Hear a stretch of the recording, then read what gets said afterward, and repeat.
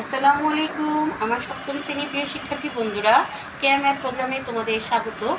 আজকে আমি তোমাদেরকে চতুর্থ অধ্যায়ের অনুশীলনীটা করাবো। অনুশীলনীর প্রথম অঙ্কটা আছে কি দেখো, দুইটি সংখ্যার অনুপাত এত, একটি সংখ্যা 56 হলে অপর সংখ্যাটি নির্ণয় করো। যখনই এই ধরনের কোনো অঙ্ক দিবে যেখানে অনুপাত থাকবে আর তোমাদেরকে একটি সংখ্যা দিবে আর একটি সংখ্যা বের করতে বলবে, তখন সূত্র কি দেখো, সূত্র হলো অনুপাতের রাশি সমান সমান কি লিখবে, জানা রাশি বাই অজানা রাশি। অনুপাতের রাশি কোনটা? অনুপাতের রাশি হলো এটা, যেটা তোমার দেয়া ছিল। তোমার সংখ্যা দুটির অনুপাত কত দেয়া ছিল? 14:5।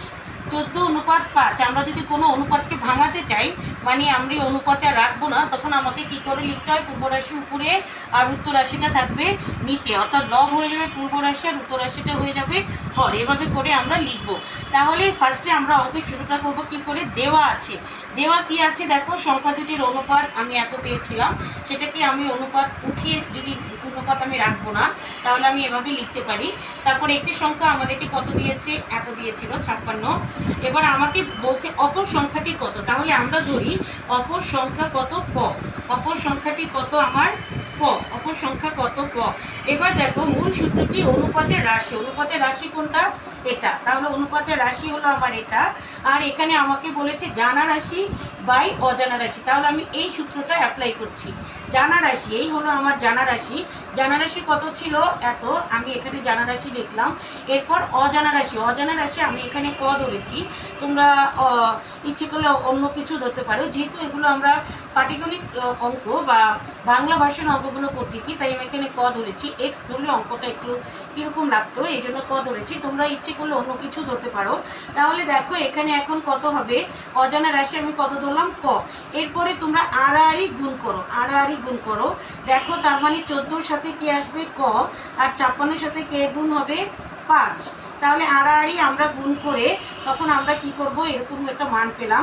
এবার আমার লাগবে ক, তার মানে আমার 14-কেও এখান থেকে কি করতে হবে? সরাতে হবে। তাহলে দেখো গুণ আকারে যদি কোনো সংখ্যা থাকে, তখন আমরা ওই গুণ থাকলে যদি ডান পাশে নিতে চাই, তখন তাকে কি করতে হয়? ভাগ করতে হয়। এখানে 14 আছে গুণ আকারে, তাকে যদি আমি ডান পাশে পাঠাতে চাই তাহলে কি হয়ে যাবে? ভাগ হয়ে যাবে। এখন কি হয়ে গেল? ক ফ্রি হয়ে গেল, কারণ আমরা চাচ্ছি শুধু ককে, 14-কে আমরা চাচ্ছি না। তাই আমরা 14-কে কি করলাম? ডান পাশে পাঠিয়ে দিলাম। সে কি হয়ে গেল? ভাগ হয়ে গেল। ভাগ হয়ে সে আবার কি করবে? দেখো মারামারি করবে। এই 14 দিয়ে এখন 56-কে আমরা কাটবো। তাহলে কত হবে? 4-14 মিলে কত হয়? 56। আবার এই 5 আর এই 4 এবার ফ্রেন্ড হয়ে যাবে। কি হবে তাহলে? 20। তাহলে 4-5 কত? 20। এটা আমরা কার মান পেলাম? কয়ের মান পেলাম। কয়ের মান পাওয়া মানে হলো কতে কি ছিল? অপর সংখ্যা। কয়ের নাম কি ছিল? অপর সংখ্যা। আমাদেরকে প্রশ্নই বলেছে অপর সংখ্যাটি কত। আমরা এই অপর সংখ্যার নাম দিয়েছিলাম ক। এবার দেখো অপর সংখ্যা ক যেহেতু পেলাম 20, তার মানে অপর সংখ্যার মান হবে কত? 20। এই হলো বন্ধু আমাদের 1 নম্বর অঙ্ক। দেখো তোমরা এখন এটাকে SW করবে অজানা রাশি দিয়ে। মানে হলো প্রথমে তোমরা কি করবে? এখন দেখো প্রথমে তোমরা এখন যখন সূত্র শুরু করবে এভাবে করে করবে। অজানা রাশি মানে হলো ক, আর এটা কত আছে তোমাদের? জানা রাশিটা 56। তখন তোমরা কি করবে? এভাবে করে আড়াআড়ি গুণ করবে। তাহলে এটা তোমাদের SW থাকলো।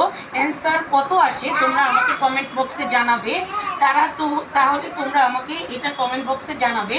আর এই 1 নম্বরের মতো করেই হচ্ছে 2 নম্বর অঙ্কটা, সেটাও তোমরা SW করবে। SW করে কার উত্তর কত আসছে তোমরা কিন্তু এই দুটোটা সূত্র দিয়েই, এই 1 এবং 2 SW করে আমাকে জানাবে কার উত্তর কত আসছে।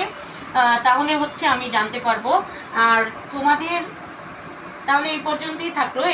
পরের অঙ্কটি আমি পরের পর্বে নিয়ে আসবো। ভালো থাকো, সুস্থ থাকো। আল্লাহ হাফেজ।